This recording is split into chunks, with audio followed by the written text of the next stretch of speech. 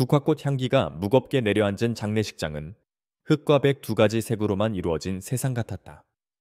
공기 중에는 향 냄새와 희미한 소독약 냄새, 그리고 억지로 눌러 삼킨 슬픔의 냄새가 뒤섞여 있었다. 거대한 영정 사진 속에서 이민주는 세상 가장 행복한 미소를 짓고 있었다.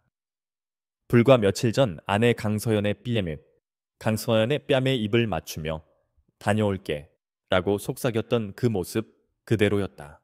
강서연은 소복을 입은 채 미동도 없이 영정 앞에 서 있었다. 조문객들이 오가며 위로를 건네고 절을 하고 눈물을 훔치는 모든 과정이 마치 다른 세상의 일처럼 느껴졌다. 그녀의 얼굴은 탈색된 종이처럼 하얗고 핏기 하나 없었다. 깊고 검은 눈동자는 텅 비어 있는 듯 보였지만 그 안에는 누구도 감히 들여다볼 수 없는 심연의 슬픔이 소용돌이치고 있었다. 남편의 죽음은 갑작스러웠다. 과로로 인한 심장마비. 야근을 마치고 돌아오던 차 안에서 그는 홀로 눈을 감았다.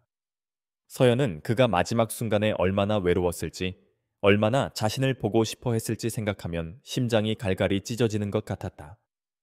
그들이 함께 쌓아 올린 시간, 미래에 대한 약속, 사소한 일상의 행복들이 모두 한 줌의 재가 되어버렸다.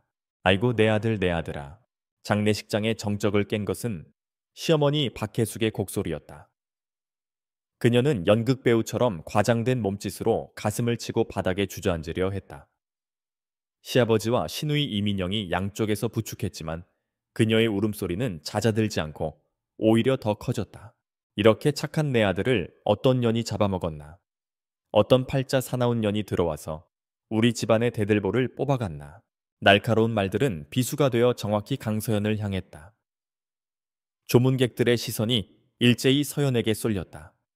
몇몇은 안타까운 눈빛으로, 또 다른 몇몇은 호기심 어린 눈빛으로 그녀를 쳐다보았다.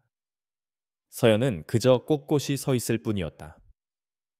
그녀의 등은 대나무처럼 고닫고 어떤 비난의 화살도 튕겨낼 것처럼 단단해 보였다. 박혜숙은 처음부터 서연을 마음에 들어 하지 않았다. 번듯한 직업에 빼어난 미모 상냥한 성품까지 뭐 하나 빠지는 것 없는 며느리였지만 단지 근본 없는 집안 출신이라는 이유에서였다. 부모님은 어릴 때 이혼하였고 홀어머니 밑에서 자랐다는 사실이 박혜숙에게는 가장 큰 흠이었다. 그럼에도 아들 민준이 서연이 아니면 안 된다며 결혼을 고집하자 마지못해 허락하는 척했다. 하지만 그 허락의 이면에는 서연의 높은 연봉과 그녀가 소유한 강남의 고급 빌라에 대한 탐욕이 숨어 있었다. 결혼 생활 내내 박혜숙의 탐욕은 노골적으로 드러났다. 명품 가방, 고급 가구, 시동생의 사업 자금까지. 그녀는 며느리를 걸어 다니는 현금 인출기쯤으로 여겼다. 민주는 늘 아내에게 미안해하며 중간에서 중재하려 애썼다. 서연은 그런 남편을 사랑했기에, 그리고 언젠가는 진심이 통할 것이라 믿었기에 묵묵히 모든 것을 감내했다. 민준의 행복이 곧 자신의 행복이었으므로. 하지만 이제 민준은 없다. 그녀를 지켜주던 유일한 방패막이, 그녀가 이 모든 것을 견뎌냈던 단 하나의 이유가 사라졌다. 박혜숙은 울부짖다 말고 비틀거리며 서연의 곁으로 다가왔다. 그녀의 눈은 증오로 이글거렸다. 내가 내 아들을 죽인 거야. 네가 밤낮으로 일만 하는 독한 년이라 내 아들도 너한테 맞추려다. 제 명을 재촉한 거라고. 네가 들어온 뒤로 우리 집안의 우환이 끊이질 않았어. 이 불효시 같은 년. 폭언이 쏟아졌다. 조문객들은 술렁거리기 시작했다. 장례식장에서 그것도 고인의 아내에게 퍼붓는 저주는 선을 넘어도 한참 넘은 것이었다. 시아버지가 황급히 다가와 박혜숙의 팔을 잡았다. 여보 그만해. 사람들 보는 앞에서 무슨 추태야. 추타에 이게 추태를 보여. 나는 지금 피눈물을 흘리고 있단 말이야. 전연을 봐 남편이 죽었는데 눈물 한 방울 안 흘리는 냉혈한이야. 저게 사람이야? 박혜숙은 뿌리치며 더욱 악을 썼다. 그리고 그녀의 시선은 구석에서 조용히 눈물만 훔치고 있는 서연의 어머니에게로 향했다. 서연의 어머니는 사위의 갑작스러운 죽음에 충격을 받아 몸도 제대로 가누지 못하는 상태였다. 그녀는 조용히 최대한 다른 사람들에게 폐를 끼치지 않으려 애쓰고 있었다. 박혜숙은 성큼성큼 그쪽으로 걸어갔다. 그녀의 얼굴에는 경멸이 가득했다. 사부인 잘 보셨소. 당신 딸이 어떤 여자인지, 애초에 당신이 딸 교육을 어떻게 시켰기에 남편 잡아먹는 팔자가 됐는지 모르겠네. 호러미 밑에서 자란 것들은 이래서 안 된다는 거야. 배운 게 도둑질 뿐이라 남의 집 귀한 아들 훔쳐가서 저승으로 보내버렸잖아. 여보시오. 서연의 어머니가 창백해진 얼굴로 자리에서 일어났다. 평생을 곱고 바르게 살아온 그녀에게는 감당하기 힘든 모욕이었다. 그 순간이었다. 지금까지 얼음 조각처럼 서 있기만 하던 강서연이 움직였다. 그녀는 천천히 몸을 돌렸다. 소리 없는 움직임이었지만 장례식장 안의 모든 소음이 거짓말처럼 멎었다. 서연은 한 걸음 한 걸음 어머니와 시어머니가 있는 곳으로 걸어갔다. 그녀의 발걸음에는 어떤 감정도 실려 있지 않았다. 서연은 자신의 어머니 앞에 섰다. 그리고는 아무 말 없이 어머니의 떨리는 어깨를 감싸 안았다. 어머니를 자신의 등 뒤로 보호하려는 듯한 자세였다. 그리고 그녀의 시선이 비로소 박혜숙에게 향했다. 그 눈빛을 마주한 박혜숙은 순간 움찔했다. 지금까지 서연에게서 단 한 번도 본 적 없는 눈빛이었다. 슬픔도 분노도 아니었다. 그것은 모든 감정이 증발하고 난 뒤의 차가운 공허함, 혹은 폭풍 전의 고요함과도 같은 섬뜩한 평온함이었다. 마치 살아있는 사람이 아닌 법과 원칙만으로 움직이는 무언가를 보는 듯했다. 여머니, 서연의 목소리는 놀랍도록 차분했다. 지금 하신 말씀 다시 한번 해보시겠어요? 내가 틀린 말 했어. 네가 내 아들 잡아먹은 거 맞잖아. 박혜숙은 애써 목소리를 높였지만 어딘가 모르게 기세가 꺾여 있었다. 서연은 대답하지 않았다. 그녀는 박혜숙을 잠시 응시하다가 문가에서 이 모든 상황을 지켜보고 있던 자신의 비서 최진우에게 고갯짓했다. 최진우는 즉시 다가와 서연의 어머니를 부축했다. 모시겠습니다, 사모님. 서연아, 어머니는 딸의 이름을 불렀지만 서연은 부드럽게 어머니의 등을 토닥였다. 면저 가서 쉬고 계세요. 제가 다 정리할게요. 그 목소리에는 흔들림 없는 확신이 담겨 있었다. 최진우가 서연의 어머니를 데리고 장례식장을 빠져나갔다. 홀로 남은 서연은 다시 박혜숙을 바라보았다. 그리고는 시아버지와 시누이 그리고 그들을 둘러싼 조문객들을 차례로 훑어보았다. 그녀의 시선이 닿는 곳마다 사람들은 저도 모르게 시선을 피했다. 오늘 와주신 모든 분들께 감사드립니다. 그리고 불미스러운 모습을 보여드려 죄송합니다. 서연은 조문객들을 향해 허리를 깊이 숙였다. 남편 이민준 씨의 마지막 길을 더는 소란스럽게 만들고 싶지 않습니다. 장례는 이만 정리하겠습니다. 그녀의 말은 정중했지만 그 안에는 누구도 거역할 수 없는 명령의 무게가 실려 있었다. 그녀는 남편의 영정 앞으로 다시 걸어가 사진 속 민준의 얼굴을 한참 동안 바라보았다. 그녀의 눈가에 아주 잠시 희미한 물기가 어리는 듯했지만 이내 사라졌다. 그녀는 영정 사진을 부드럽게 쓸어내렸다. 그리고 마음속으로 속삭였다. 민준 애쓰시 미안해요. 당신 가족이라는 이유만으로 내가 너무 많은 걸 참았나 봐. 당신이 사랑했던 사람들이지만 그들은 당신의 명예를 더럽히고 있어. 당신을 위해서라도 이제 내가 모든 걸 제자리로 돌려놓을게. 존중은 제가 되어 흩어졌다. 사랑했던 남편에 대한 의무감도 며느리로서의 도리도 방금 전 박혜숙이 쏟아낸 저주와 함께 모두 불타 없어졌다. 강서연의 가슴 속에서 무언가 단단하게 굳어지고 있었다.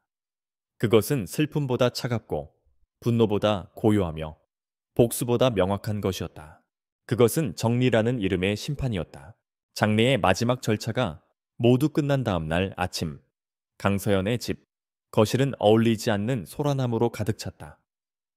현대적인 미니멀리즘으로 꾸며진 넓은 공간, 최고급 가구와 예술 작품들이 조화를 이루는 이곳은 본래 고요하고 우아한 서연의 취향을 고스란히 반영하는 곳이었다. 하지만 지금은 아니었다. 시어머니 박혜숙은 마치 자기 집 안방인 양 최고급 이탈리아제 소파에 비스듬히 누워 다리를 떨고 있었다. 시누이 이민영은 서연의 드레스룸을 기웃거리며 명품 가방들을 훑어보고 있었고, 시아버지는 거실 한쪽 벽을 가득 채운 와인셀러를 탐욕스러운 눈으로 척 쳐다보고 있었다. 그들의 얼굴 어디에서도 이제 막 아들이자 형제를 잃은 슬픔은 찾아볼 수 없었다. 오직 탐욕과 기대감만이 번들거릴 뿐이었다. 그래서 이 집은 어떻게 할 거니? 박혜숙이 거실 중앙에 놓인 대리석 테이블을 손바닥으로 탁 치며 말했다. 당연히 우리가 받아야지. 민준이 몫이잖니. 이 집만 팔아도 수십억은 좋게 나올 테니. 그거면 일단 네 아버지 빚부터 갚고 엄마 집만 있어. 저 차고에 있는 차 2대는 언니. 아니 이제 형님이라고 부를 필요도 없지.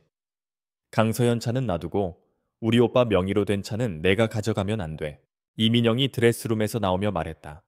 그녀의 손에는 서연이 아끼는 한정판 핸드백이 들려 있었다. 그리고 저 보석들 좀 봐.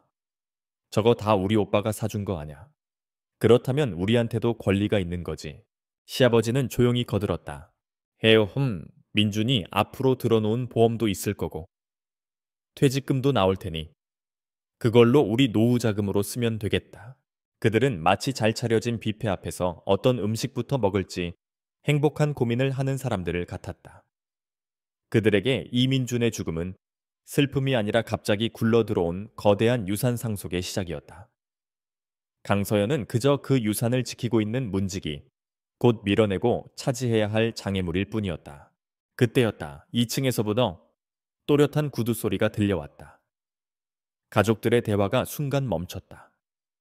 모두의 시선이 우아한 곡선을 그리며 내려오는 계단으로 향했다. 강서연이 모습을 드러냈다. 어제의 그녀가 아니었다. 슬픔을 머금은 검은 소복 대신 몸에 완벽하게 맞는 날카로운 실루엣의 네이비색 원피스를 입고 있었다.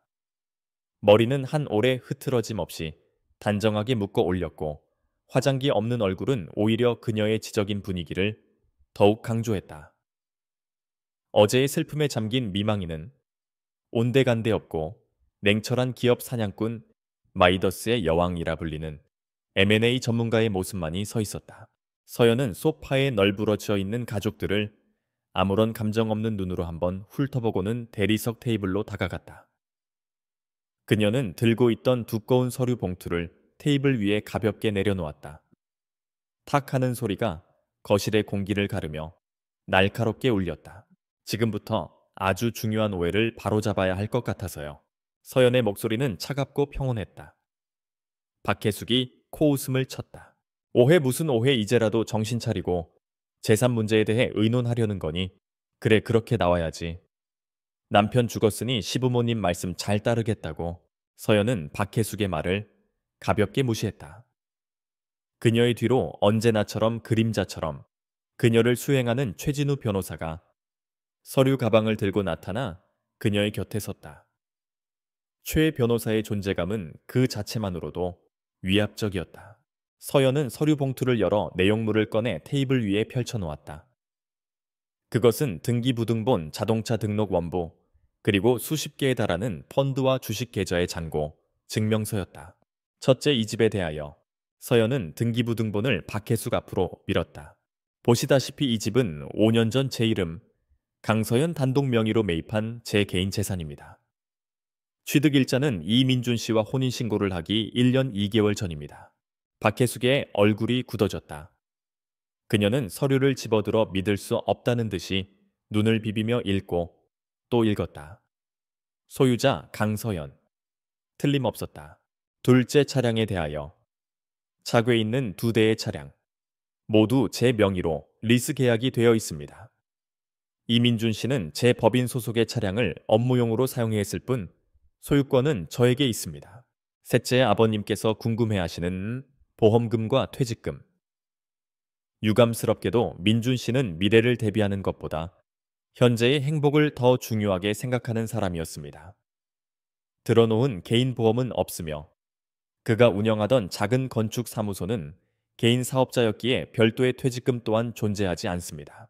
마지막으로 그녀는 수십 장에 달하는 투자 자산 명세서를 펼쳐 보였다. 그 총액은 이 집의 가치를 몇 배나 뛰어넘는 천문학적인 액수였다. 그리고 이 모든 금융자산 또한 제 결혼 전부터 형성된 제 고유 재산입니다. 법적으로 이민준 씨나 그의 유족인 여러분들께는 단 1원의 상속 권리도 없습니다. 거실에는 묵어이운 침묵이 흘렀다. 탐욕으로 번들거리던 세 사람의 얼굴이 점차 당혹감과 불신, 그리고 분노로 일그러 가져가지다. 제요, 거짓말. 네가 우리 민준이를 속여서 전부 내 이름으로 돌려놓은 거지. 이 요망한 건 가장 먼저 이성을 잃은 것은 박혜숙이었다. 그녀는 자리에서 벌떡 일어나 서연에게 달려들려 했다. 하지만 그녀가 서연에게 닿기도 전에 최진우 변호사가 한 걸음 앞으로 나서며 그녀의 앞을 막아섰다. 육중한 벽과도 같은 존재감에 박혜숙은 저도 모르게 주춤했다. 서연은 눈 하나 깜짝하지 않았다. 모든 서류는 법적으로 완벽하며 공증까지 마친 상태입니다. 이 일을 제기하고 싶으시다면 소송을 제기하셔도 좋습니다. 물론 그 즉시 명예훼손과 무고죄로 맞소송에 들어갈 겁니다. 네오 너 언론에 다 까발릴 거야. 남편 죽자마자 시댁 식구들 내쫓는 악독한 며느리라고 소문낼 거라고. 정경, 이민영이 빽소리쳤다. 마음대로 하세요. 서연의 입가에 희미한 조소가 떠올랐다. 내 홍보팀은 이미 어제부터 당신들의 모든 발언을 주시하고 있습니다. 허위 사실을 유포하는 즉시 국내 최고의 로펌이 당신들을 상대하게 될 겁니다. 감당하실 수 있겠어요. 가족들은 할 말을 잃었다. 그들이 상대하고 있는 여자는 그저 어리고 세상 물정 모르는 며느리가 아니었다. 그들은 자신들이 건드린 것이 무엇인지 이제야 어렴풋이 깨닫기 시작했다. 서연은 마지막으로 서류 한 장을 더 꺼내 테이블 위에 놓았다. 이 집은 제 사적인 공간입니다. 어제 제 남편의 장례식장에서 여러분이 보여주신 행동으로 인해 여러분은 더 이상 손님으로서 환영받을 자격을 상실했습니다. 그것은 퇴거 요청서였다. 24시간을 드리겠습니다. 각자 개인 소지품을 챙겨서 이 집에서 나가주세요. 내일 이 시간까지 집을 비우지 않으실 경우 가택 침입으로 경찰에 신고하고 강제 집행을 시작하겠습니다. 서연은 자리에서 일어나 계단을 향해 몸을 돌렸다. 민준 씨는 무엇보다 존중을 중요하게 생각하는 사람이었습니다. 여러분은 그의 기억과 그의 아내에게 단 한 톨의 존중도 보여주지 않았습니다. 그러니 여러분 역시 그가 저와 함께 만든 이 공간에 머물 어떠한 권리도 없습니다. 그 말을 끝으로 서연은 미련 없이 2층으로 올라갔다. 거실에는 법률 서류 더미와 함께 망연자실한 세 사람만이 남았다. 잠시 후 박혜숙의 귀를 찢는 듯한 비명소리가 집 전체에 울려 퍼졌다. 강서연, 이 악마 같은 년 당장 내려와. 서재로 들어선 서연은 창가에 서서 서울의 정영을 내려다보았다. 책상 위에는 민준과 함께 웃고 있는 사진이 놓여 있었다. 그녀의 뺨 위로 눈물 한 방울이 흘러내렸다. 슬픔 때문이 아니었다. 고통스러운 결단을 내린 자의 차가운 눈물이었다. 아래층에서 들려오는 저주와 고함은 이제 그녀에게 아무런 힘도 갖지 못했다. 그녀를 향해 열려있던 문은 이제 영원히 닫혔다. 강남의 호화로운 빌라에서 쫓겨난 이씨 일가가 임시로 거처를 정한 곳은 시내 변두리의 허름한 모텔이었다. 벽지 곳곳에 곰팡이가 피어있고 좁은 방 안에는 퀴퀴한 냄새가 진동했다. 천국에서 지옥으로 떨어진 듯하는 현실에 시아버지와 이민영은 넋이 나간 표정이었지만 박혜숙만은 달랐다. 그녀의 눈은 패배감 대신 도끼 어린 분노로 이글거리고 있었다. 강서연, 그 계집애가 감히 우리를 길바닥에 나앉게 해. 그녀는 부들부들 떨리는 손으로 휴대폰을 들었다. 그녀가 전화판을 건 곳은 법률사무소가 아니었다. 뒷골목 소식에나 정통한 삼류 인터넷 신문사의 먼 친척뻘 되는 기자였다.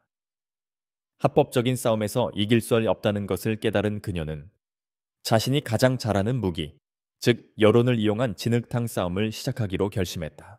나다, 박혜숙. 특종거리 하나 줄 테니 잘 받아 적어. 다음 날 오후 선정적인 가십을 주로 다루는 한 인터넷 사이트에 기사 하나가 올라왔다. 비운의 건축가 아들 사망, 피도 눈물도 없는 재벌 며느리 슬픔에 잠긴 시부모를 길거리로 내쫓아. 기사는 박혜숙이 일방적으로 쏟아낸 거짓말과 교묘하게 왜곡된 사실들로 가득했다. 기사 속의 강서연은 남편의 돈을 노리고 접근한 사악한 꽃뱀이자 남편이 죽자마자 기다렸다는 듯이 재산을 독차지하고 연로한 시부모를 내쫓은 페류나로 묘사되었다. 익명의 가족 관계자라는 이름으로 포장된 박혜숙의 인터뷰는 눈물 없이는 볼 수 없는 심파극이었다.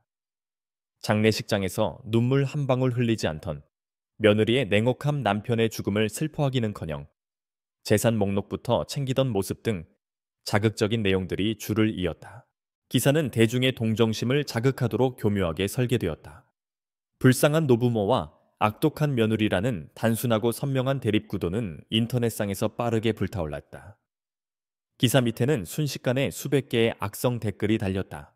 사람이 어떻게 저럴 수가 있나? 천벌 받을 년. 저런 여자인 줄도 모르고 결혼한 아들이 불쌍하다. 신상 털어서 사회적으로 매장시켜야 한다. 아기는 전염병처럼 번져나갔다. 같은 시각 서울의 심장부 테헤란로에 위치한 KSY 캐피탈의 대표 집무실. 최진우 변호사가 태블릿 PC를 강서연에게 내밀었다. 화면에는 문제의 기사와 험악한 댓글들이 가득했다. 하지만 서연의 표정에는 어떠한 동요도 없었다. 그녀는 마치 적대적 M&A 대상 기업의 재무제표를 분석하듯 차가운 눈으로 기사를 훑어볼 뿐이었다. 예상했던 대로군요. 그녀가 나지막이 말하였다. 2단계 돌입하죠. 계획대로 진행하세요. 그녀의 목소리에는 모든 것을 예견하고 대비해둔 자의 절대적인 자신감이 묻어났다. 최 변호사는 짧게 고개를 숙이고 물러났다. 곧바로 국내 최고의 위기관리 전문 홍보팀이 움직이기 시작했다. 그들은 섣불리 반박 기사를 내거나 감정적인 호소를 하지 않았다. 그런 방식은 오히려 논란의 기름을 붓는 꼴이라는 것을 잘 알고 있었다. 그들의 전략은 전혀 다른 방향에서 시작되었다. 몇 시간 후 국내에서 가장 신뢰도 높은 경제 전문지에 독점 인터뷰 기사가 실렸다. 마이더스의 여왕 KSY 캐피탈 강서연 대표. 그녀의 투자 철학을 말하다. 기사는 최근의 가족사가 아닌 M&A 전문가로서의 강서연을 집중 조명했다. 그녀가 월스트리트에서 경력을 시작한 이야기, 혜성처럼 나타나 여러 건의 빅딜을 성공시킨 일화, 그리고 그녀가 직접 설립한 사모펀드 KSY 캐피탈의 눈부신 성공 신화가 담겨 있었다. 그리고 그 안에는 박혜숙의 주장을 조용히 무너뜨리는 사실들이 교묘하게 배치되어 있었다. 강 대표가 현재 거주 중인 강남의 빌라는 그녀가 KSY 캐피탈을 설립한 직후인 5년 전 개인 명의로 매입한 자산으로 알려져 있다. 이는 그녀가 그 후 이민준 씨와 만나기 한참 전의 일이다. 리업계에 따르면 강 대표의 개인 자산은 이미 결혼 전부터 수천억 원대에 이르는 것으로 추정된다. 전혀 청대전네. 기사는 강서연이 남편의 재산을 탐낼 이유가 전혀 없는 자수성가한 능계망난 능력 있는 여성이었음을 명백히 증명했다. 동시에 유명 주식 커뮤니티 게시판에 한 건축가의 안타까운 금융 기록이라는 제목의 글이 올라왔다. 익명의 작성자는 구 이민준 씨의 수년간의 은행 거래 내역 일부를 공개했다. 자료에는 민준의 계좌에서 그의 어머니 박혜숙의 계좌로 사업 투자금, 생활비 지원 등의 명목으로 꾸준히 거액이 송금된 기록이 담겨 있었다. 자료는 누가 봐도 아들이 부모에게 일방적으로 착취당한 그림을 그리고 있었다. 여론의 흐름이 미묘하게 바뀌기 시작했다. 처음에는 서연을 비난하던 댓글들 사이에 뭔가 이상한데 시어머니가 아들 등골 빼먹은 거 아니야. 여자가 엄청난 능력자였네. 남편 재산이 아쉬울 사람이 아닌데. 와 같은 의문들이 제기되기 시작했다. 파문은 금융계에서 더욱 거셌다. 강서연이라는 이름은 익히 알려져 있었지만 그녀의 사생활은 철저히 베일에 쌓여 있었다. 많은 이들이 그녀가 그저 운 좋게 부유한 집안의 남자와 결혼한 미모의 여성 정도로만 짐작하고 있었다. 하지만 경제지 인터뷰를 통해 드러난 그녀의 이력과 자산 규모는 그들의 예상을 완전히 뒤엎었다. 사람들은 그녀의 성씨인 강캉 씨에 주목하기 시작했다. 흔치 않은 성.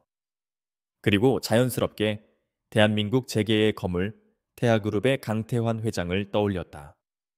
오래전부터 재계에는 강 회장에게 세상에 알려지지 않은 딸이 하나 있다는 소문이 파다했다. 설마 그녀가 소문은 꼬리를 물고 퍼져나가며 강서연이라는 존재를 신비롭고 막강한 권력의 상징으로 부풀렸다. 그녀를 그저 이민준의 아내로만 알던 이들은 이제 경외와 두려움이 뒤섞인 시선으로 그녀의 이름을 다시 보기 시작했다. 허름한 모텔방. 박혜숙은 휴대폰 화면을 들여다보며 창백하게 굳어 있었다. 자신을 동정하고 며느리를 욕하던 여론이 급격하게 돌아서고 있었다. 오히려 자신을 아들 피 빨아먹는 거머리 같은 시어머니라고 비난하는 댓글들이 빠르게 늘어나고 있었다. 그때 전화를 걸었던 기자에게서 다급한 목소리로 전화가 걸려왔다. 주면이 도대체 며느님이 어떤 분이십니까? 지금 주요 언론사에서 전부 기사 내리라고 압박이 들어오고 있어요. 우리가 잘못 건드린 것 같다고. 대체 누구냐고요? 박혜숙은 대답할 수 없었다. 그녀는 손에 든 휴대폰을 벽에 집어 던져버렸다. 쨍그랑 하는 소리와 함께 액정이 산산조각 났다. 그녀는 나무 보트를 향해 대포를 쏘았다고 생각했다. 하지만 그녀가 포문을 연 상대는 조용히 수면 아래 잠겨있던 거대한 전함이었다. 박혜숙의 얼굴에 처음으로 혼란과 공포의 그림자가 드리워졌다. 자신이 대체 어떤 존재에게 덤벼든 것인지 이제 와서는 짐작조차 할 수 없었다. 강서연의 반격은 언론 플레이에서 끝나지 않았다. 그것은 단지 거대한 체스판의 첫 수에 불과했다.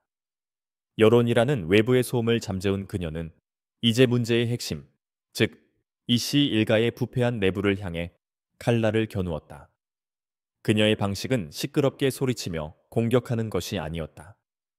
소리 없이 하지만 가장 고통스럽게 상대를 옥죄는 것, 그것이 바로 그녀의 전문 분야였다.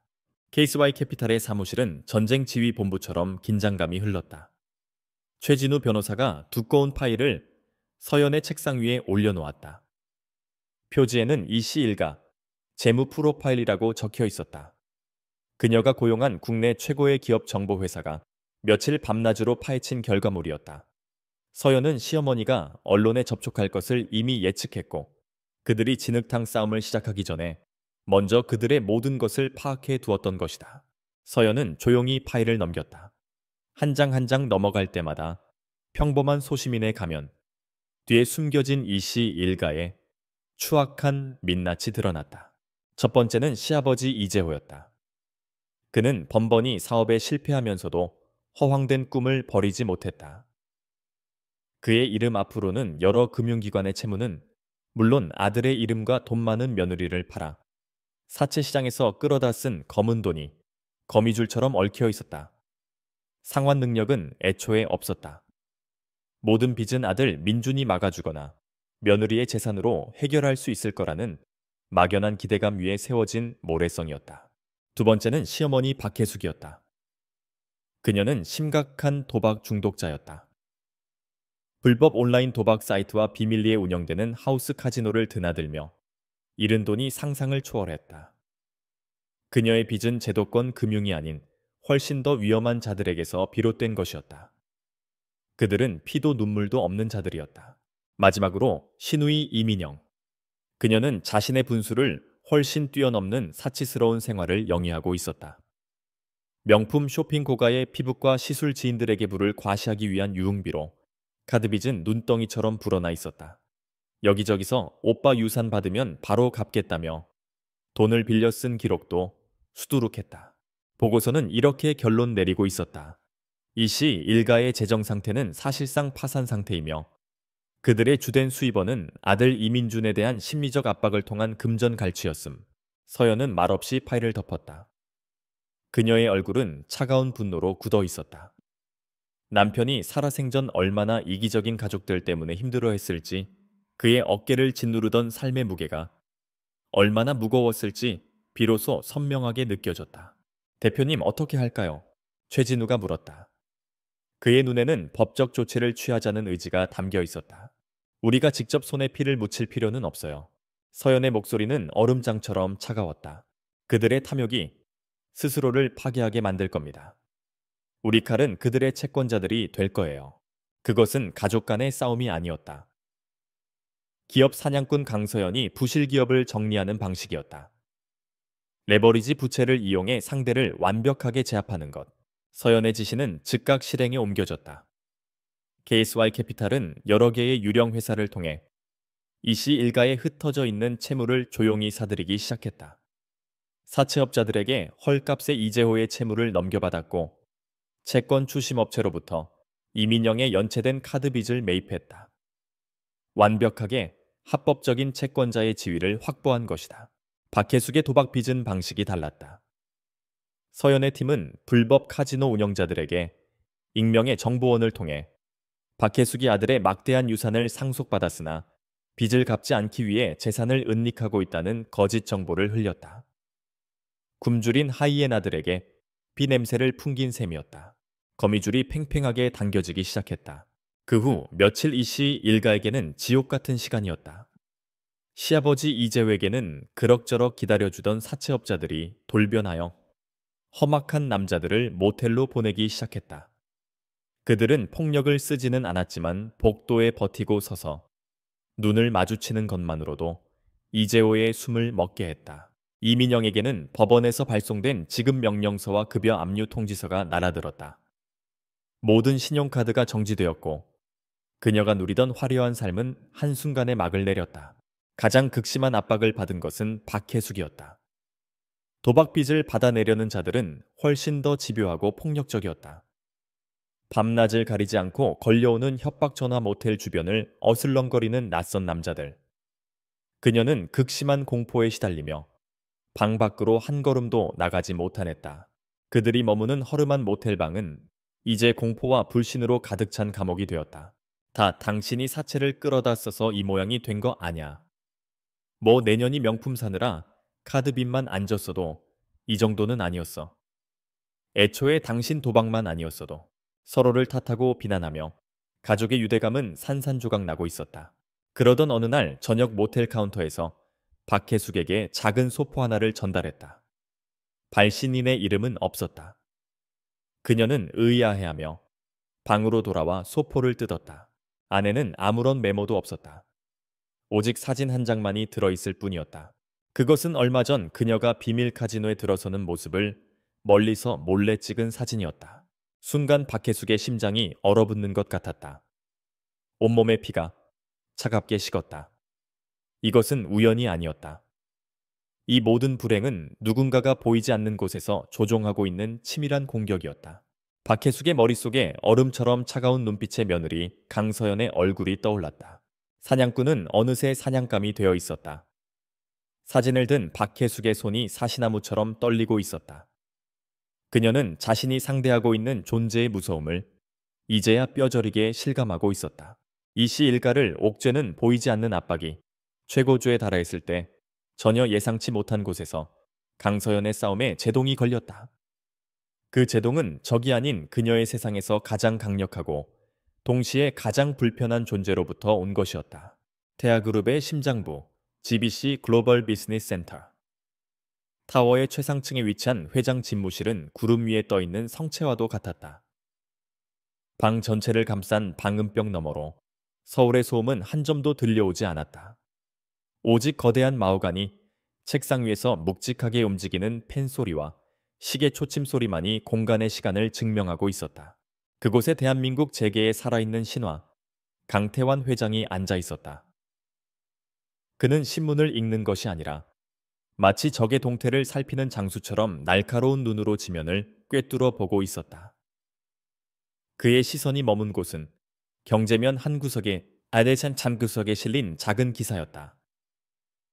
최근 금융계의 핫한 인물로 떠오른 KSY 캐피탈의 강서연 대표에 대한 분석 기사였다. 기사는 그녀의 성씨를 언급하며 조심스럽게 태아그룹과의 연관성을 암시하고 있었다. 강 회장의 미간에 깊은 주름이 패였다. 초의 비세어. 그가 나지막이 부르자 그림자처럼 서 있던 비서실장이 한 걸음 다가섰다. 네 회장님, 서연이 요즘 뭘 하고 다니는 거지?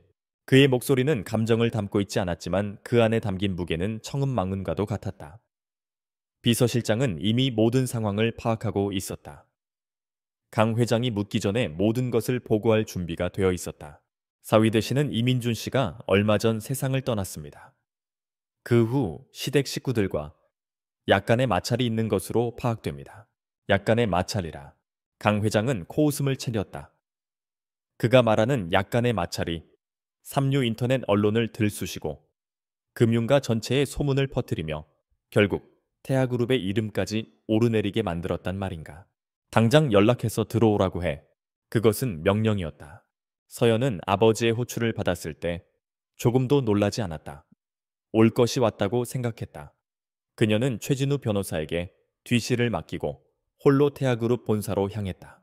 어릴 적 새어머니와 이복 형제들 사이에서 숨막히는 시간을 보냈던 저택만큼이나 이 거대한 유리 빌딩은 그녀에게 차가운 위압감을 주었다. 최상층 회장 집무실의 문이 열렸다. 서연은 한치의 망설임 없이 안으로 들어섰다. 10년 전 자신의 모든 것을 버리고 그 집을 뛰쳐나오던 날 이후 아버지와 단둘이 공식적으로 마주하는 것은 처음이었다. 앉아라. 강 회장은 서류에서 눈을 떼지 않은 채 말했다. 서연은 그가 가리킨 방문개경 소파가 아닌 그의 책상 바로 맞은편 의자에 똑바로 앉았다. 부녀 사이에는 보이지 않는 팽팽한 긴장감이 흘렀다.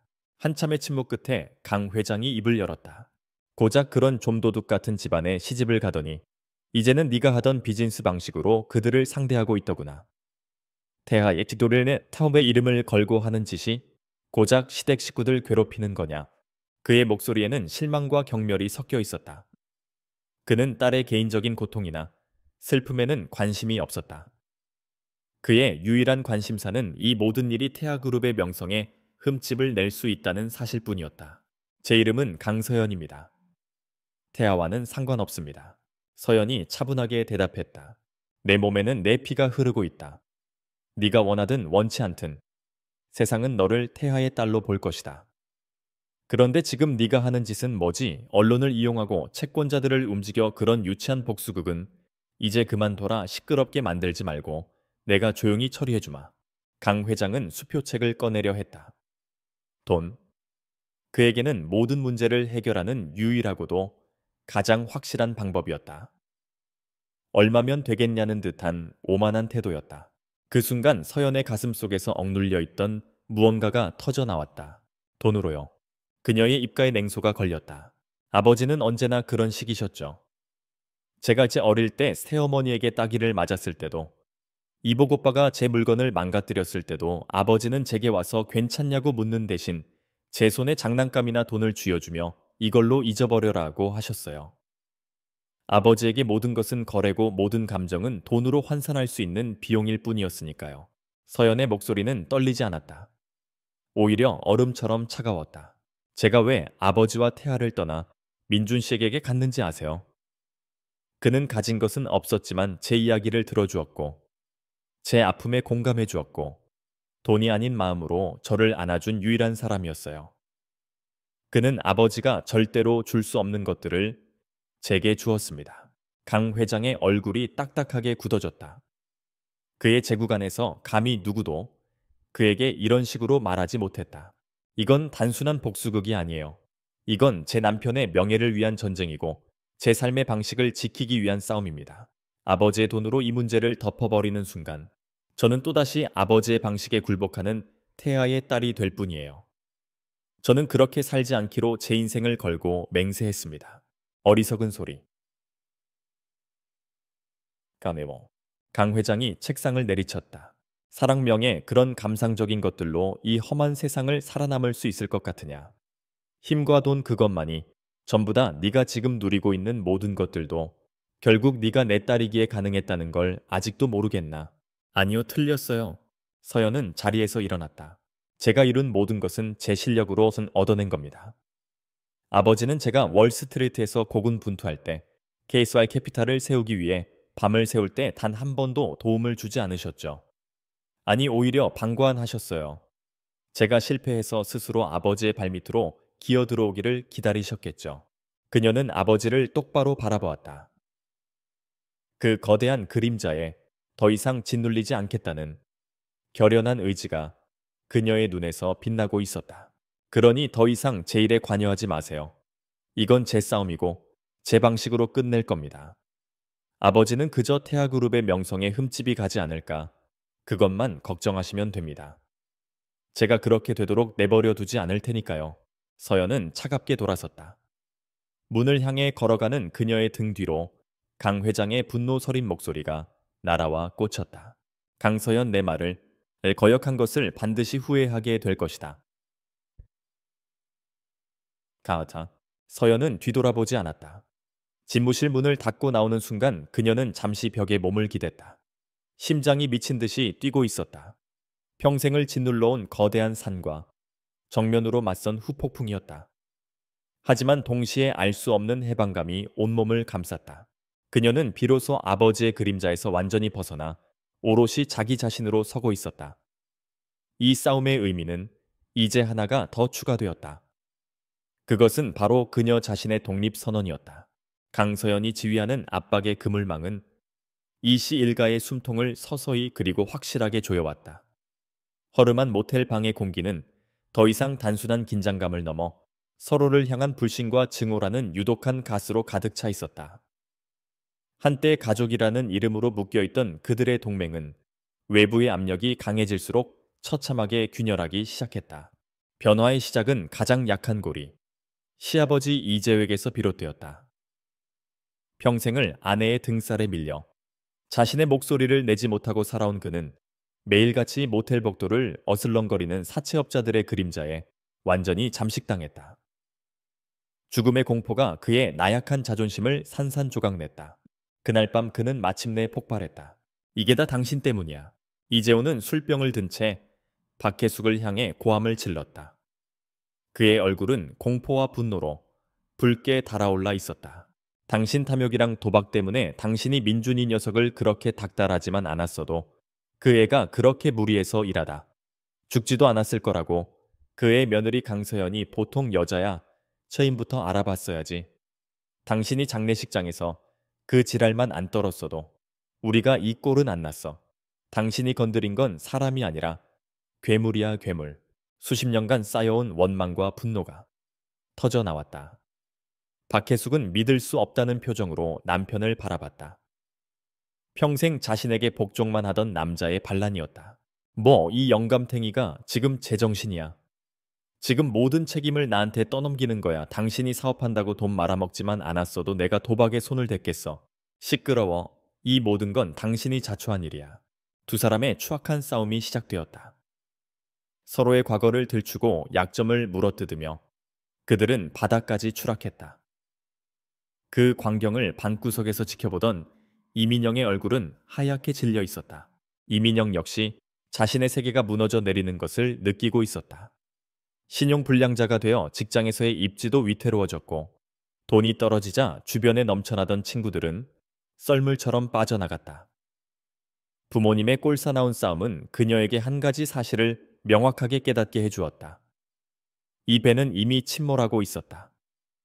이대로 있다가는 부모님과 함께 깊은 바닷속으로 가라앉게 될 것이었다. 살아야 했다. 어떻게든 이 지옥에서 혼자라도 빠져나가야 했다. 그녀의 머릿속에 강서연의 얼굴이 떠올랐다. 감정에 휘둘리는 어머니와 달리 그녀는 철저히 이성적이고 계산적인 사람이었다. 감정적인 호소는 통하지 않을 것이다. 하지만 거래라면 어쩌면 가능할지도 모른다. 이민영은 자신을 구원해줄 마지막 동아줄을 잡기로 결심했다. 다음 날 이민영은 몰래 모텔을 빠져나와 공중전화로 향했다. 그녀가 연락한 사람은 강서연이 아닌 최진우 변호사였다.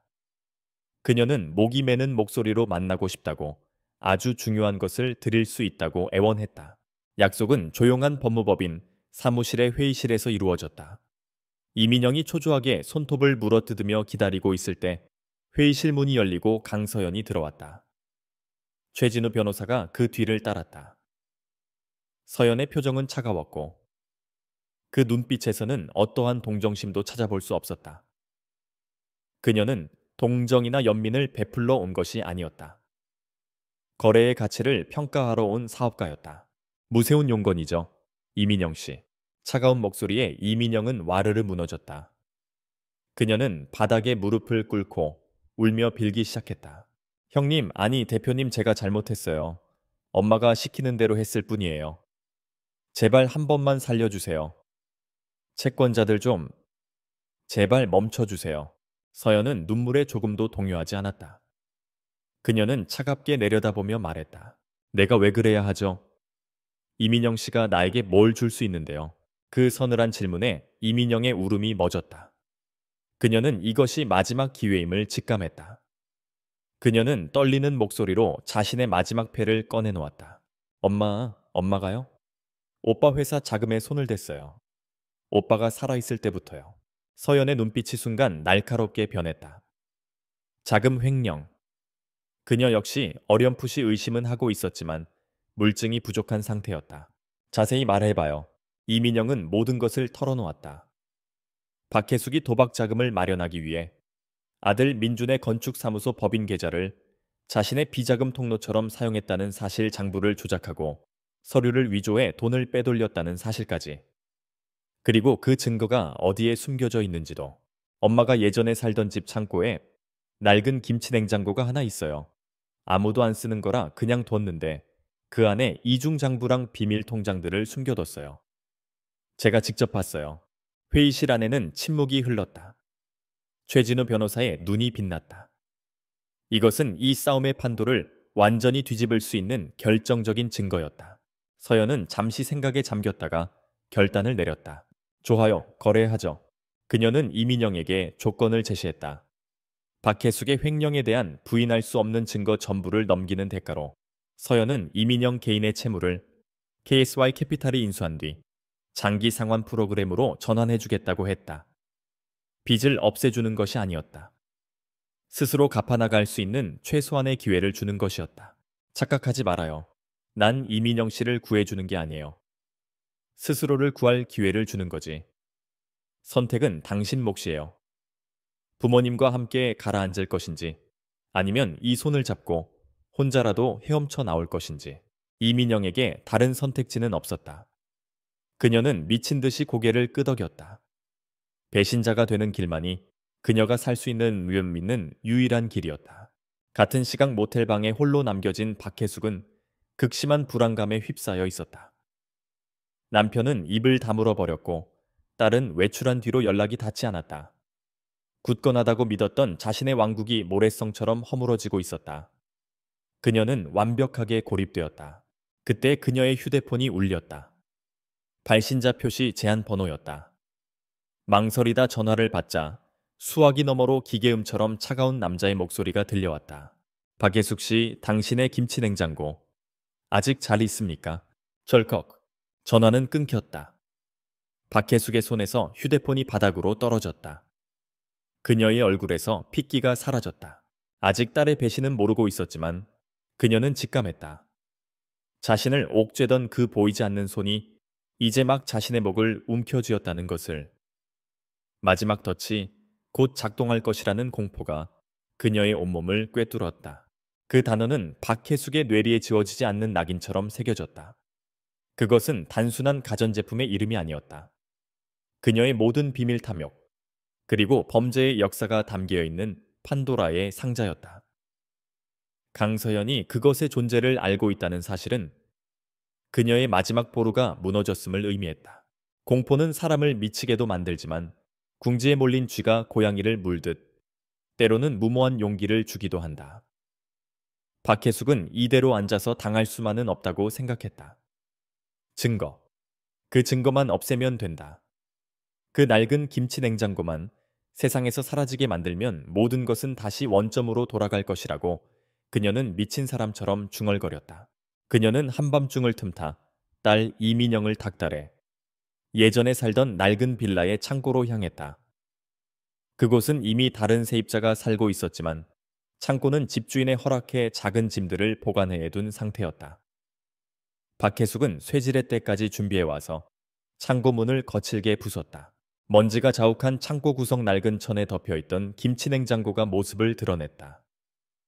박혜숙은 떨리는 손으로 문을 열었다. 그리고 안도했다. 이중 장부와 비밀 통장들이 담긴 낡은 서류 가방이 그대로 있었다. 그녀는 그것을 품에 부둥켜 안았다. 마치 잃어버린 자식을 되찾은 어미처럼. 이것만 있으면 돼. 이것만 태워버리면 아무도 몰라. 그녀의 눈은 광기로 번들거렸다. 하지만 그녀는 알지 못했다. 그녀가 창고 문을 부수는 소리, 김치 냉장고를 여는 모습, 서류 가방을 꺼내는 모든 장면이 길 건너편에 주차된 검은색 승합차 안에서 고성능 카메라 렌즈를 통해 실시간으로 녹화되고 있었다는 사실을. 그리고 그 승합차 안에는 이민영이 하얗게 질린 얼굴로 앉아 있었다는 것을. 이것은 모두 강서연이 계획한 연극의 일부였다. 이민영은 어머니를 함정에 빠뜨리는 미끼 역할을 수행하고 있었다. 다음 날 KSY 캐피탈 사무실.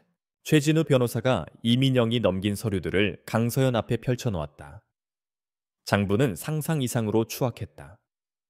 박혜숙은 아들 민준의 법인카드를 개인적인 용도로 사용한 것은 물론 허위 세금 계산서를 발행하여 회사 돈을 빼돌리고 존재하지 않는 유령 직원의 급여를 챙기는 등 온갖 회계 범죄의 종합 선물 세트와도 같았다. 하지만 그 중에서도 서연의 심장을 얼어붙게 만든 것은 따로 있었다. MJNSI 미라의 설계 펀드. 민준이 안에 서연의 이니셜을 따서 만든 개인 투자 신탁 계좌였다. 그는 아내에게는 비밀로 하고 매달 수입의 일부를 떼어 이곳에 적립하고 있었다. 언젠가 둘만의 집을 짓고 아이를 낳으면 사용할 그들의 꿈과 미래가 담긴 돈이었다. 민준의 순수한 사랑의 증거였다. 박혜숙은 그 돈에까지 손을 댔다. 그녀는 민준의 인감 도장을 훔쳐 위임장을 위조하고 증권사 직원을 구워 삶아 펀드를 해지하여 그 돈을 자신의 도박 빚을 갚는 데 탕진해버렸다. 서연은 통장 거래 내역에 찍힌 출금 기록을 보며 입술을 깨물었다. 피 맛이 느껴졌다. 남편의 심장을 꺼내 짓밟은 것과 같은 배신감이었다. 경찰에 바로 넘기겠습니다. 최진우가 분노를 억누르며 말했다. 횡령 사문서 위조 배임. 증거는 차고 넘쳤다. 당장 구속시켜도 할 말이 없는 중범죄였다. 아니요. 서연은 고개를 저었다. 그녀의 눈은 슬픔을 넘어 차가운 결의로 빛나고 있었다. 이 정도로는 부족해요. 감옥에 몇 년 다녀오는 걸로는 그 여자가 지은 죄의 대가를 다 치를 수 없어요.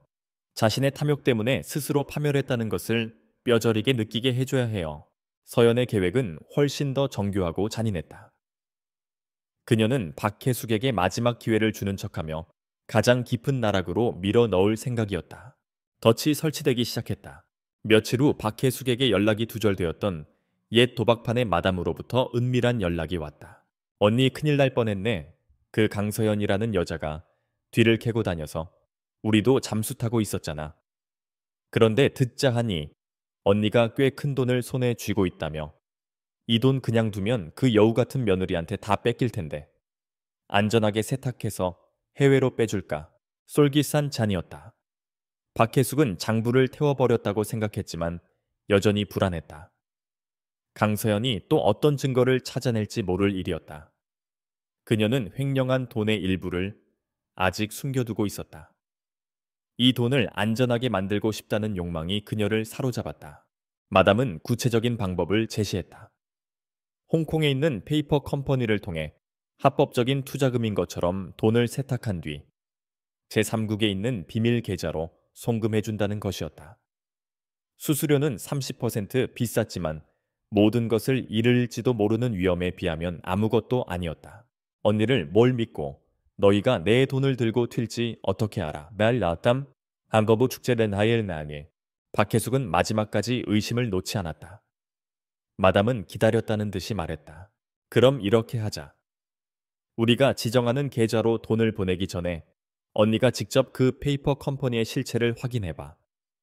우리가 보내주는 사이트에 들어가서 사업자 등록번호랑 재무 상태를 조회해보라고. 완벽하게 깨끗한 회사니까. 그리고 돈을 보낼 때도 언니가 직접 인터넷 뱅킹으로 송금해. 모든 거래 기록이 남잖아. 우리가 딴짓하면 언니가 그걸로 신고하면 되지. 그럴듯했다. 박혜숙은 마담이 알려준 사이트에 접속했다. 홍콩에 실존하는 수년간 정상적으로 운영되어 온 무역회사의 홈페이지였다. 재무제표까지 완벽하게 공개되어 있었다. 그녀는 이 회사가 자신을 위해 준비된 덫이라는 것은 꿈에도 상상하지 못했다. 서연의 KSY 캐피탈이 몇 달 전에 조용히 인수한 유령 회사 중 하나였다. 모든 의심을 거둔 박혜숙은 마침내 결심했다. 그녀는 자신의 모든 것을 걸고 마지막 도박을 하기로 했다. 약속된 날, 약속된 시간. 박혜숙은 PC방 구석자리에 앉아 떨리는 손으로 인터넷 뱅킹에 접속했다. 숨겨둔 돈 민준의 미래를 훔쳐 만든 그 피 묻은 돈에 마지막 남은 액수를 입력했다. 그리고 마담이 알려준 홍콩 페이퍼 컴퍼니의 계좌번호를 입력했다. 이체 실행. 버튼 위에 마우스 커서가 멈췄다. 이것만 누르면 모든 것이 끝난다. 이 지긋지긋한 불안감에서 벗어나 새로운 인생을 시작할 수 있다. 그녀의 눈에 탐욕이 다시 한번 이글거렸다. 클릭. 이체가 완료되었습니다. 모니터에 뜬 메시지를 확인한 순간 박혜숙의 입가에 비틀린 미소가 번졌다. 그녀는 몰랐다. 그녀가 이체 실행 버튼을 누른 그 0.1초의 순간 그녀의 모든 금융거래 기록, IP 주소, 그리고 범죄 자금의 흐름이 대검찰청 첨단범죄수사부의 서버에 고스란히 저장되고 있었다는 것을. 그것은 구원의 동아줄이 아니었다. 사형 집행인이 그녀의 목에 직접 올가미를 거는 순간이었다. 덫은 완벽하게 작동했다. 강서연이 마지막 가족회의 장소로 정한 곳은 그들의 집도 그녀의 사무실도 아니었다. 법무법인 KNP의 최상층에 위치한 외부와 철저히 차단된 VIP 컨퍼런스룸, 사방이 차가운 유리와 강철로 이루어진 이 공간은 마치 현대적인 심판정처럼 비인간적이고 서늘한 공기를 내뿜고 있었다. 강서연은 긴 테이블의 상석에 이미 앉아 있었다. 그녀의 곁은 언제나처럼 최진우 변호사가 지키고 있었다. 그녀는 폭풍의 눈처럼 고요했다. 모든 준비를 마치고 이제 마지막 배우들이 무대에 오르기만을 기다리는 연출가와도 같았다. 이 시일가는 유산 상속 관련 최종 합의라는 명목으로 이 자리에 불려 나왔다. 그들은 이것이 강서연이 마침내 백기를 들고 적당한 합의금을 제시하려는 자리라고 착각하고 있었다. 가장 먼저 문을 열고 들어선 것은 박혜숙이었다. 범죄 자금을 안전하게 해외로 빼돌렸다고 믿는 그녀의 얼굴에는 이전의 불안감 대신 승리자의 오만함이 다시 피어오르고 있었다. 그녀는 이 싸움의 승자가 자신이라고 굳게 믿고 있었다. 이재호와 이민영이 그 뒤를 따랐다.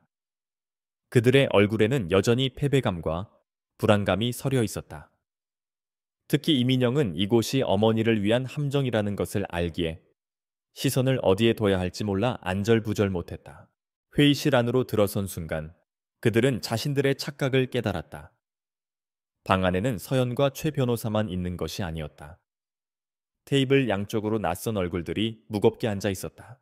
딱딱한 표정의 중년 남성은 KSY 캐피탈이 인수한 채권을 대표하는 채권 관리인이라고 자신을 소개했다. 다른 한쪽에는 기후 이민준의 법인 계좌를 관리했던 은행의 기업 금융팀장이 앉아 있었다. 그리고 가장 그들을 불안하게 만든 것은 테이블 맨 끝에 앉은 두 명의 남자였다. 그들은 아무런 소개도 없이 그저 날카로운 눈으로 이 씨 일가를 훑어볼 뿐이었다. 그들의 절제된 행동과 예리한 눈빛은 그들이 평범한 법률가나 금융인이 아님을 말해주고 있었다. 순간 회의실의 공기가 얼어붙었다. 이곳은 협상 장소가 아니었다. 재판정 혹은 취조실에 가까웠다. 강서연은 침묵을 깨고 회의의 시작을 알렸다. 그녀의 목소리에는 단 한 점의 감정도 실려 있지 않았다. 오늘 이 자리는 고 이민준 씨와 그 가족의 재정 문제를 명확히 정리하기 위해 마련되었습니다. 그녀의 말이 끝나자마자 벽에 설치된 거대한 스크린이 소리 없이 켜졌다. 최진우 변호사가 자리에서 일어났다. 그는 마치 검사가 공소 사실을 읽어 내려가듯 체계적으로 이 씨 일가의 부채 현황을 브리핑하기 시작했다. 매먼저 이재호 씨의 비해도권 금융부채 총액은 원금 기준 7억 8천만 원, 이민영 씨의 카드 연체 및 개인 채무는 총 2억 3천만 원입니다. 스크린에는 차용증과 카드 명세서, 그리고 그들의 서명이 담긴 문서들이 하나씩 떠올랐다. 채권 관리인이 자리에서 일어나 이 모든 채무가 현재 KSY 캐피탈의 자회사로 양도되었으며 즉각적인 상환을 요구한다고 통보했다. 다음은 이 싸움의 핵심, 박혜숙의 범죄 행각이었다. 최 변호사는 이민영이 넘긴 비밀 장부의 사본을 스크린에 띄웠다. 허위 계산서 유령 직원 급여 명세서, 법인 자금이 박혜숙의 차명 계좌로 흘러 들어간 내역이 선명하게 드러났다. 은행 팀장은 스크린에 뜬 거래 내역이 모두 사실임을 증명했다. 이것은 명백한 업무상 횡령 및 배임에 해당은 합니다. 최 변호사의 목소리가 회의실을 울렸다. 박혜숙의 얼굴이 불그락푸르락 변했다. 그녀는 소리를 지르려 했지만 서연이 그녀보다 먼저 입을 열었다. 이번에는 서연이 직접 말했다. 그녀의 목소리는 분노로 차갑게 떨리고 있었다. 하지만 이것은 시작에 불과합니다. 스크린의 화면이 바뀌었다. MJNSY 미래설계펀드라는 이름의 계좌 정보가 나타났다. 이 펀드는 제 남편이 저 몰래 우리 두 사람의 미래를 위해 만들어둔 돈이었습니다. 함께 집을 짓고 아이를 키우며 살아갈 우리의 꿈이 담겨 있던 돈입니다. 서연은 박혜숙을 똑바로 응시했다. 그런데 당신은 당신 아들의 그 꿈을 훔쳤습니다. 인감 도장을 위조하고 서류를 조작해서 당신의 도박 빚을 갚는 데 사용했습니다. 당신은 단순히 돈을 훔친 게 아닙니다. 당신은 당신 아들의 심장을 짓밟은 겁니다. 이것은 감정적인 비난인 동시에 결정적인 법적 증거 제시였다. 그리고 마침내 마지막 일격이 가해졌다. 스크린에는 박혜숙이 며칠 전 PC방에서 홍콩의 유령 회사로 거액을 송금한 거래 내역이 떠올랐다. 거래 시간, 접속 IP 주소, 계좌번호, 금액까지 모든 것이 완벽하게 기록되어 있었다. 이 마지막 거래는 최진우 변호사가 서늘한 목소리로 선언했다. 범죄 수익 은닉을 목적으로 한 자간의 내함, 자금 세탁 행위입니다. 그리고 이 모든 과정은 검찰의 실시간 감시하에 이루어졌습니다. 그 순간 박혜숙의 모든 것이 무너져 내렸다. 그녀의 얼굴에서 오만함이 사라지고 믿을 수 없다는 표정을 거쳐 완전한 공포가 그 자리를 차지했다. 교진말 내년이 날 함정에 빠뜨린 거야. 이건 다 조작이야. 그녀가 미친 사람처럼 비명을 질렀다. 바로 그때 테이블 끝에 앉아있던 두 명의 남자가 조용히 자리에서 일어났다. 그중 한 명이 박혜숙의 앞으로 다가와 그녀의 앞에 서류 한 장을 내려놓았다. 그 위에는 체포영장이라는 글자가 선명하게 찍혀 있었다. 박혜숙 씨, 남자가 차갑고 사무적인 목소리로 말했다.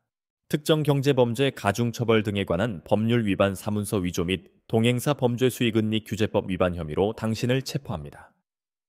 당신은 변호사를 선임할 수 있으며 변명의 기회가 있고 불리한 진술을 거부할 권리가 있습니다.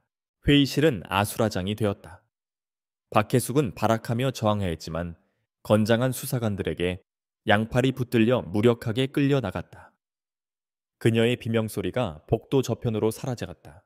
시아버지 이재호는 의자에 주저앉아 완전히 넋이 나간 표정이었다. 이민영은 죄책감과 안도감, 그리고 공포가 뒤섞인 눈물을 소리 없이 흘리고 있었다. 강서연은 그 모든 광경을 미동도 없이 지켜보았다. 모든 것이 끝났다. 그녀는 자리에서 일어나 흐트러짐 없는 자세로 재킷을 여몄다. 그리고 처참하게 무너진 이씨, 가족의 잔해를 뒤로 한 채 단 한 번도 뒤돌아보지 않고 회의실을 걸어 나갔다. 전쟁은 끝났다. 그리고 승리자는 가장 깊은 상처를 입은 사람이었다. 박혜숙의 몰락은 신속하고 철저했다. 강서연이 제시한 증거는 너무나도 명백하고 압도적이어서 변호사조차 변론을 포기할 정도였다. 검찰의 수사는 일사천리로 진행되었고 언론은 연일 대서특필하며 아들의 꿈을 훔친 비정한 어머니의 추악한 범죄 행각을 보도했다.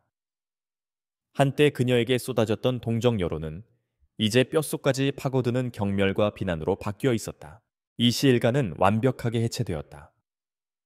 시아버지 이재호는 아내의 범죄에 직접 가담하지는 않았지만 자신의 채무 문제로 인해 남은 전 재산을 압류당하고 길거리에 나앉게 되었다. 그는 모든 것을 잃고 나서야 아내의 탐욕과 자신의 무력함이 어떤 비극을 낳았는지 깨달았지만 때는 너무 늦어 있었다. 이민영은 수사에 협조한 대가로 기소유예 처분을 받았다. 법적인 처벌은 피했지만 사회적인 심판은 피할 수 없었다. 그녀는 페류나의 동생이라는 꼬리표를 단 채 과거에 화려했던 삶과는 정반대인 허드레시를 하며 생계를 이어가야 했다. 그녀는 망가진 삶의 잿더미 속에서 자신의 선택이 과연 옳았는지 끊임없이 되뇌며 괴로워했다. 배신으로 얻은 생존은 결코 달콤하지 않았다. 모든 사건의 중심에 섰던 강서연은 이제 세간의 폭발적인 관심을 받는 인물이 되었다. KS 캐피탈의 사무실 앞은 그녀의 입에서 나올 한마디를 듣기 위해 몰려든 취재진으로 24시간 장사진을 이루었다. 그녀는 숨지 않았다. 자신의 전쟁을 스스로 끝맺은 장수처럼 그녀는 정면으로 세상과 마주하기로 결심했다. 강서연은 공식 기자회견을 자청했다. 수백 개의 카메라 플래시가 터지는 기자회견장. 단상에 선 서연은 슬픔에 잠긴 미망인도 복수에 성공한 승리자도 아니었다. 그녀는 차분하고 이성적이며 자신의 제국을 완벽하게 통제하는 CEO의 모습 그 자체였다. 매언저 제 개인적인 일로 사회에 큰 심려를 끼쳐드린 점 깊이 사과드립니다. 그녀는 고개를 숙였다. 그리고 다시 마이크를 잡았을 때 그녀의 목소리는 단호했다. 저는 오늘 이 자리에서 어떠한 감정적인 호소도 하지 않을 것입니다.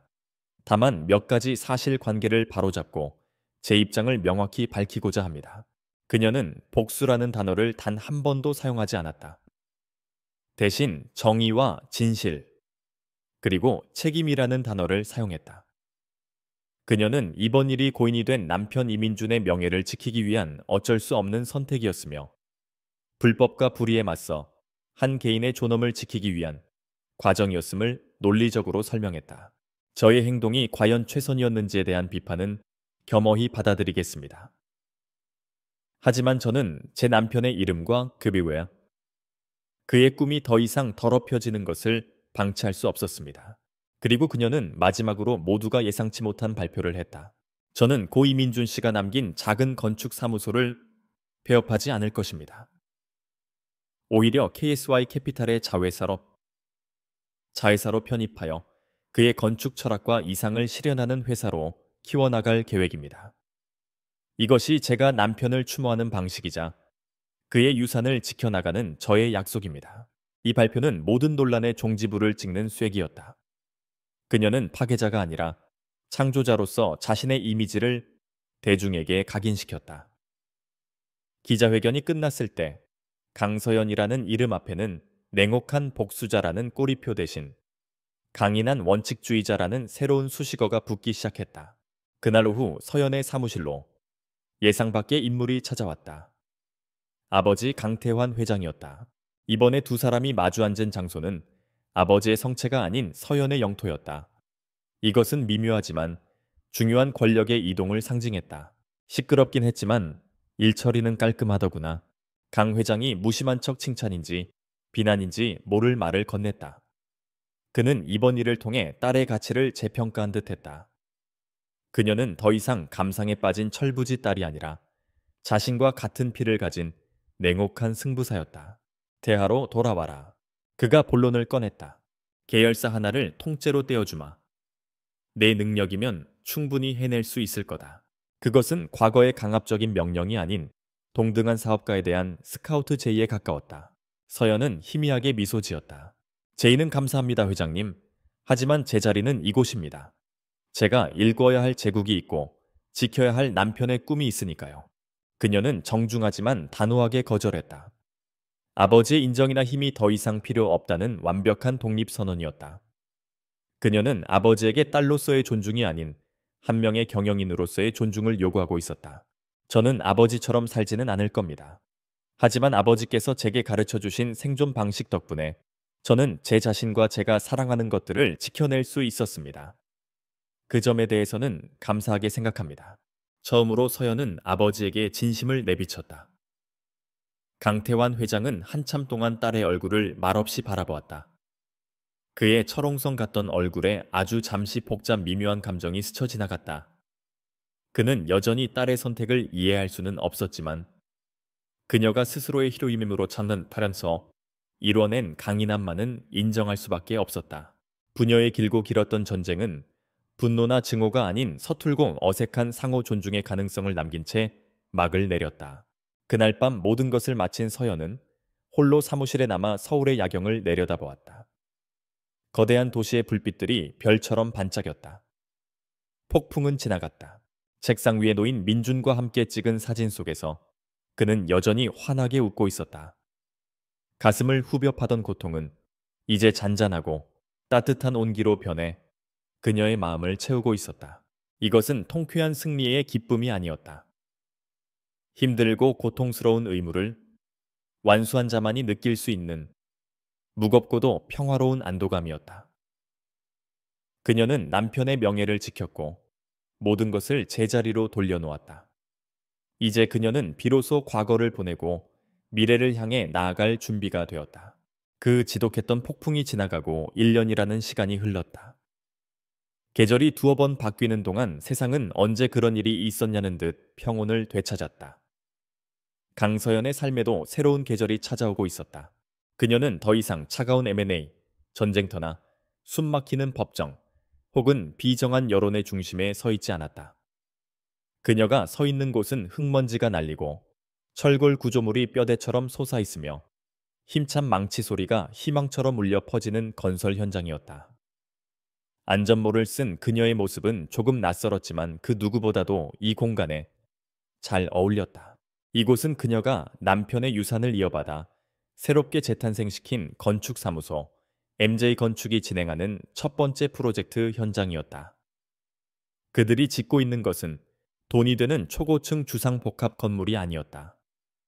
도심 외곽의 낙후된 지역에 들어서는 아이들을 위한 공공도서관과 청년 예술가들을 위한 작은 갤러리가 결합된 복합문화 공간이었다. 사람을 위한 따뜻한 공간을 만들고 싶다던 남편 이민준의 꿈이 비로소 현실이 되는 곳이었다. 서연은 더 이상 파괴하고 빼앗는 자가 아니었다. 그녀는 짓고 만들고 키워내는 사람이 되어 있었다. 그녀의 날카로운 사업 수완은 이제 다른 방식으로 사용되었다. 부지 매입을 위한 협상 건설사와의 계약 프로젝트, 파이낸싱 구조화까지 그녀는 자신의 재능을 온전히 남편의 꿈을 위해 쏟아붓고 있었다. KSY 캐피탈의 마이더스의 여왕과 MJ건축의 따뜻한 건축주, 어울리지 않을 것 같은 두 개의 세계가 그녀 안에서 완벽하게 하나로 합쳐지고 있었다. 대표님, 설계 변경안 검토 부탁드립니다. 민준이 생전에 가장 아꼈던 후배이자 이제는 MJ건축의 실질적인 에이스가 된 젊은 건축가 박시준이 도면을 들고 다가왔다. 그의 눈에는 서연을 향한 깊은 존경심이 담겨 있었다. 선배님의 아이디어를 이렇게 완벽하게 실현시켜 주실 줄은 꿈에도 몰랐습니다. 하늘에서 선배님도 분명 기뻐하고 계실 겁니다. 서연은 희미하게 미소 지었다. 이건 내가 아니라 이민준 건축가의 힘이에요. 나는 그저 그가 남긴 훌륭한 설계도를 따라 길을 내고 있을 뿐이죠. 그녀의 삶에서 복수의 그림자는 완전히 걷혀 있었다. 증오라는 감정이 머물던 자리에는 이제 새로운 건물을 쌓아올리는 건강한 열정과 책임감이 자리 잡았다. 가끔 그녀는 조용히 민준의 묘를 찾았다. 처음에는 가슴이 찢어지는 듯한 슬픔에 목이 메어 아무 말도 할 수 없었지만 이제는 달랐다. 그녀는 새로 산 국화꽃을 내려놓고 마치 살아있는 그에게 이야기하듯 도서관 공사의 진행 상황을 들려주었다. 새로 들어온 신입사원 이야기, 현장에서 있었던 재미있는 에피소드 같은 소소한 일상들을 나누었다. 그것은 더 이상 슬픔의 독백이 아니었다. 죽음도 갈라놓을 수 없는 영혼의 동반자와 나누는 따뜻한 대화였다. 아버지 강태환 회장과의 관계에도 작은 변화가 생겼다. 그는 여전히 무뚝뚝하고 권위적이었지만 더 이상 딸의 삶을 통제하려 들지 않았다. 어느 날 서연이 도서관 건립을 위해 만든 공익재단에 익명의 기부자로부터 거액의 기부금이 입금되었다. 그녀는 그것이 누구의 돈인지 단번에 알 수 있었다. 그것은 아버지가 자신의 방식으로 보내는 서툰 인정이자 존중의 표시였다. 서연은 그 돈을 거절하지 않았다. 그리고 마침내 도서관이 문을 여는 날이 왔다. 이민준 기념 도서관. 그 이름이 새겨진 현판 아래 수많은 사람들이 모여 완공을 축하했다. 햇살이 쏟아져 들어오는 탁 트인 유리창, 아이들의 웃음소리가 울려 퍼지는 아늑한 열람실 무명 예술가들의 작품이 당당하게 걸린 갤러리. 건물은 생명력으로 넘실거렸다. 개관식의 마지막 서연은 단상에 올랐다. 그녀는 준비된 원고를 옆으로 치우고 진심을 담아 이야기했다. 이곳은 한 사람의 꿈에서 시작되었습니다. 그는 건물이 단순히 비바람을 피하는 공간이 아니라 사람들의 삶을 담고 그들의 마음을 연결하며 미래를 꿈꾸게 만드는 곳이어야 한다고 믿었습니다. 오늘 그의 꿈이 여러분과 함께 이곳에서 살아 숨쉬게 되었습니다. 그녀는 하늘을 올려다보았다. 이 건물을 건축가 이민준에게 바칩니다. 박수갈채가 쏟아졌다. 행사가 끝난 후 서연은 홀로 도서관 옥상 정원에 올랐다. 해질 역노을이 서울의 스카이라인을 황금빛으로 물들이고 있었다. 길고 길었던 싸움이었다. 배신과 슬픔의 잿더미 속에서 그녀는 스스로를 지키기 위해 기꺼이 악마가 되었다. 하지만 그녀는 그 증오의 불길에 자신을 태워버리는 대신 그 불씨를 새로운 생명을 피우는 온기로 바꾸어냈다. 아버지가 물려준 생존의 법칙, 남편이 남겨준 사랑의 유산, 그녀는 그 두 가지를 모두 끌어안고 비로소 자기 자신만의 새로운 길을 만들어낸 것이다. 전쟁은 끝 안 났다. 잿더미는 가라앉았다. 그리고 그 위에서 이제 무언가 아름다운 것이 자라나기 시작하고 있었다. 강서연은 저 멀리 떠오르는 새벽의 빛을 향해 조용히 미소 지었다. 그녀의 새로운 인생, 그녀만의 진짜 유산이 이제 막 시작되고 있었다.